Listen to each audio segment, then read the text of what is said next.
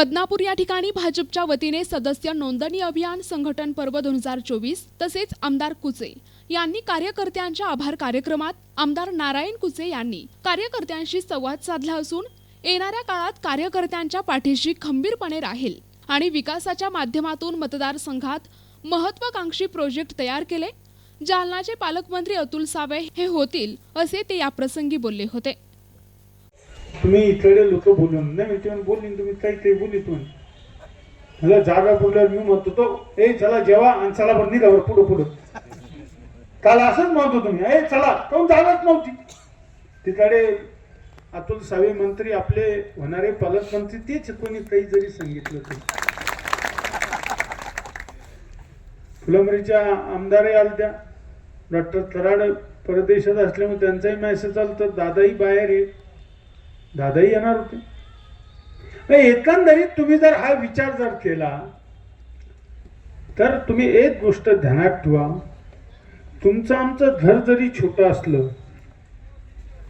तुमचं मन आणि माझं मन मोठं असलं पाहिजे त्याला पुढेही कमी पडत आणि मी वारकरी संप्रदाय असते संत महात्मे असते तावरे नाना असते खडे आणि लाखो मतदार मायबापांनी जो मला आशीर्वाद दिला तो आशीर्वाद माझ्यावरची जबाबदारी 2014 ते 19 होती तिच्यापेक्षा मला दुप्पट जबाबदारी या मतदार मायबापांनी मताधिक्यामधून दाखवून मला ती पूर्ण करण्यासाठी माझ्यावर वजन आहे। मी काल छत्रपती संभाजीनगरलाही आई जगदंबेची पूजा केली,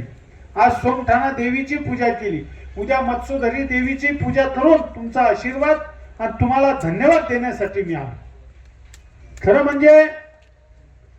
महायुतीचा उमेदवार म्हणून प्रत्येक कार्यकर्त्याने पण प्रत्येक मतदार मायबापाने जो मला आशीर्वाद दिला त्याचं ऋण व्यक्त करण्यासाठी ते ऋण फेडण्यासाठी मी आपल्याला बोलले। फक्त बोलून चालणार नाही। मला येते तेव्हा मी नागठाण्याचं उदाहरण घेतलंय, मत 99% मला पडले, एखादा अर्धा टक्का दुसऱ्याला गेला, पण जी परिस्थिती आहे त्या परिस्थितीला रस्ते नसताना तांड्यावर वाड्यावर गावावर हा एक भाग बाजूला। पण माझं स्वप्न आहे या महाराष्ट्रातल्या सरकारनं या महाराष्ट्राचे यशस्वी मुख्यमंत्री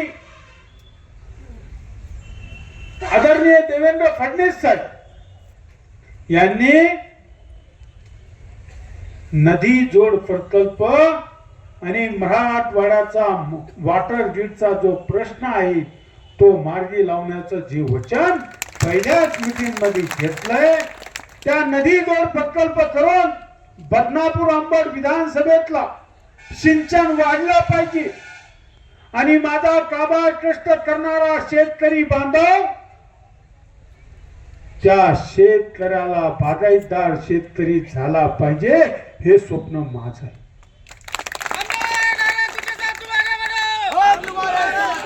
आणि शेतकऱ्यावर काम करीत असताना पिण्याचंही पाणी स्वच्छ फिल्टरचं मिळालं पाहिजे म्हणून आपल्या विधानसभेतला 1800 कोटी रुपयाचा डीपीआर मराठवाडा वॉटर ग्रिड मध्ये तयार आहे, तो शेवटच्या गावापर्यंत पोहोचू